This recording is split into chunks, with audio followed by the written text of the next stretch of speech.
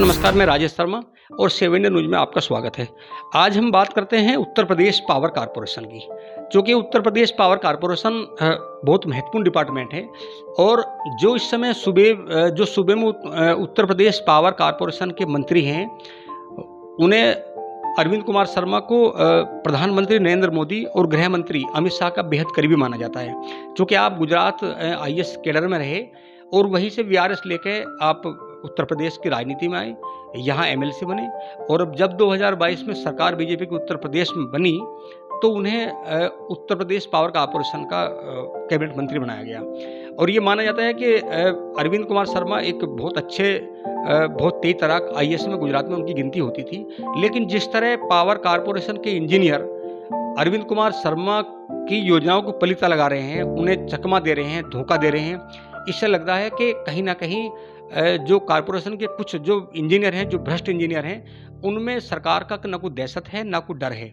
हम बात करते हैं पश्चिम उत्तर प्रदेश में पश्चिमांचल विद्युत वितरण निगम के अंतर्गत जो जिले आ रहे हैं, जो एनसीआर के जिले हैं, वहाँ जिस तरह पावर कॉर्पोरेशन को करोड़ों रुपए के राजस्व की चपट इंजीनियर द्वारा लगाई जा रही है, हमें लग रहा है कि या तो इससे अरविंद कुमार शर्मा अनभिज्ञ हैं या फिर वो जो इंजीनियर हैं वो जानबूझकर उन्हें धोखा दे रहे हैं।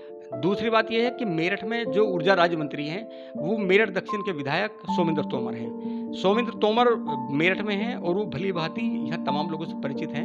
वो बीजेपी के सीनियर नेता हैं और लगातार जनता के बीच रहते हैं। तो जिस तरह ऊर्जा राज्य मंत्री सोमेंद्र तोमर और अरविंद कुमार शर्मा को पश्चिमांचल विद्युत वितरण निगम के अंतर्गत आने वाले मेरठ, बिजनौर, मुजफ्फरनगर, गाजियाबाद के कुछ इंजीनियर जिस तरह कॉलोनाइजर से मिलकर जो धोखा दे रहे हैं, जो पावर कॉर्पोरेशन की करोड़ों रुपए की चपट लगा रहे हैं, हम लगातार ये कैंपेन चलाएंगे और इसमें लगातार बताएंगे कि किस जिले में क्या क्या खेल इंजीनियरों ने किया है। अभी मैं मेरठ की बात करता हूँ तो मेरठ में 3 इंजीनियर ऐसी हैं, 3 एक्शन हैं कि ये बड़ा खेल इन लोगों ने ये किया है कि एक तरफ शासन ने ये रोक लगा दी कि जो कॉलोनी मेरठ विकास प्राधिकरण से जो अधिकृत नहीं होगी, जिसका नक्शा पास नहीं होगा, उससे बिजली का कनेक्शन नहीं दिया जाएगा। लेकिन यहाँ जो खेल कर रहे हैं इंजीनियर, अब वो उन लोगों ने एक नया पाठ कॉलोनाइजरों को पढ़ा दिया और उनसे कहा कि शहर की परिधि से बाहर है, जो मेरठ विकास प्राधिकरण की परिधि से बाहर है, कुछ ज़मीन वहाँ लो रोड के किनारे और वहाँ पावर कॉर्पोरेशन का कनेक्शन बहुत आराम से मिल जाता है।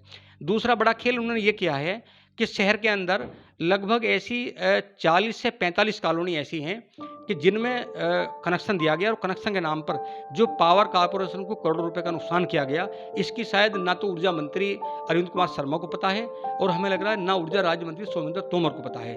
अगर चूँकि हम बताएंगे और उन्हें पता होगा तो, और ये पता भी होगा क्योंकि अक्सर शिकायतें जाती हैं, तो कार्रवाई क्यों नहीं हुई इनके खिलाफ, क्यों जांच नहीं बैठी, ये तो आने वाले समय में पता चलेगा। लेकिन मैं बता दूं कि खेल कितना बड़ा है।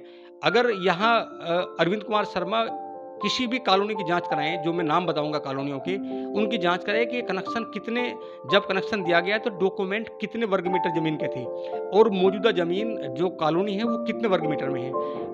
जो खेल एक्शन कर रहे हैं, एक्शन एसडी और जेई मिलकर जो खेल कर रहे हैं, जो पैसे का बंदरबाट कर रहे हैं, जो पैसा पावर कॉर्पोरेशन के राजस्व में जमा होना था, वो पैसा उनकी जेब में जा रहा है और किस तरह भ्रष्टाचार के वो प्रतीक बने हुए हम बताते हैं कि कॉलोनी 10,000 गज की होती है। हालांकि कॉलोनी वो 20 से 25,000 गज की होती है, लेकिन डॉक्यूमेंट 10,000 गज के होते हैं। ये दिखाया जाता है कि हम सिर्फ 10,000 वर्ग गज में कॉलोनी बनाएंगे और 10,000 गज कॉलोनी का एस्टीमेट जमा होता है। चूँकि एस्टीमेट जमा करते हैं, ये पता होता है एक्शन को कि कॉलोनी 10,000 की नहीं 15-20,000 गज की है। उसके बाद भी वो बताते हैं कि कॉलोनी की कागज जमा करो इतने, और 10,000 वर्ग गज में जितना उसकी कैपेसिटी है एकदम उसका कनेक्शन पास होता है। लेकिन जैसे कनेक्शन पास होता है तो विद्युतीकरण कम से कम 20,000 गज में होती है। हमारा कहना ये है, ये आरोप भी है, ये खेल भी है, जिस खेल से हम पर्दा उठाना चाहते हैं पावर कॉर्पोरेशन के, कि अगर वो 20,000 गज में, अगर आपने कनेक्शन 10,000 वर्ग गज में दिया तो 20,000 वर्ग गज में खंभे कैसे गड़ गए, वहाँ कनेक्शन कैसे मिला, क्यों कनेक्शन दिया गया, क्या वो कॉलोनी अधिकृत थी और अगर अधिकृत नहीं तो क्या उसका एस्टीमेट दोबारा जमा हुआ। इस तरह खेल है, क्योंकि अगर 20,000 गज कॉलोनी में बिजली का कनेक्शन होगा तो उसका एस्टीमेट ज़्यादा जमा होगा, उससे पावर कॉर्पोरेशन को फायदा होगा। और अगर बिल्डर कम जमीन दिखा के उसमें अपना कनेक्शन मंजूर कराएंगे तो उसमें एस्टीमेट कम जमा होगा। जब कम जमा होगा तो पावर कॉर्पोरेशन को नुकसान होगा, कॉलोनाइजर को फायदा होगा। जब कर्मचारी को फ़ायदा होगा तो वो जूनियर इंजीनियर, सहायक अभियंता और एक्शन इन सबको लाभ पहुँचाते हैं। मेरा मानना है कि अगर पश्चिमांचल विद्युत वितरण निगम में इस तरह की जाँच की जाए, यहाँ लगभग 17 ज़िले हैं। 17 ज़िलों में इस समय ये बड़ा घोटाला है। लगभग इस समय लगभग 750 कॉलोनी है पूरे पश्चिमांचल में। अगर 750 कॉलोनियों की जाँच करा दी जाए, अगर जाँच करा दी जाए तो पता चलेगा कि बड़ा घोटाला है और पावर कॉर्पोरेशन के इंजीनियरों द्वारा कई सौ करोड़ रुपए का जो चोट पहुँचाई गई है, जो राजस्व की हानि पहुँचाई गई है, उसका परत दरअसल खेल खुल जाएगा। हालाँकि सेव इंडिया न्यूज़ लगातार कुछ ऐसी कॉलोनियाँ हैं, जहाँ जो एक्शन, जेई और सहायक अभियंताओं ने बड़ा खेल किया है, हम उसका लगातार खुलासा करेंगे। आप देखते रहिए सेव इंडिया न्यूज़ डेली, क्योंकि कैंपेन होगा। ये कैंपेन है चूँकि जब बीजेपी सरकार में ज़ीरो टॉलरेंस की नीति है, वो भ्रष्टाचार के विरोध में, भ्रष्टाचार के विपरीत ये काम करते हैं। लगातार सूबे के मुख्यमंत्री भ्रष्टाचार को लेकर लगातार खपा रहते हैं, वो लगातार अफसरों के बीच रहते हैं। लेकिन अगर इतनी सतर्कता के बाद भी अफसर इस तरह साफ़गोई से भ्रष्टाचार में लिप्त होंगे और सरकार को नुकसान पहुँचाएँगे, अपने डिपार्टमेंट को राजस्व का नुकसान पहुँचाएँगे, तो हमें लग रहा है कि वो सरकार के साथ धोखा है और ऐसे अफसरों के खिलाफ जाँच करा के कार्रवाई भी करा देनी चाहिए। आप देखते रहिए लगातार सेव इंडिया न्यूज़। हम कल आपको दिखाएँगे कि ऐसी कौन-सी कॉलोनी और कौन इंजीनियर हैं, जो भ्रष्टाचार के आखंड में डूबे हुए हैं और लगातार पावर कॉर्पोरेशन को नुकसान, राजस्व की हानि पहुँचा रहे हैं।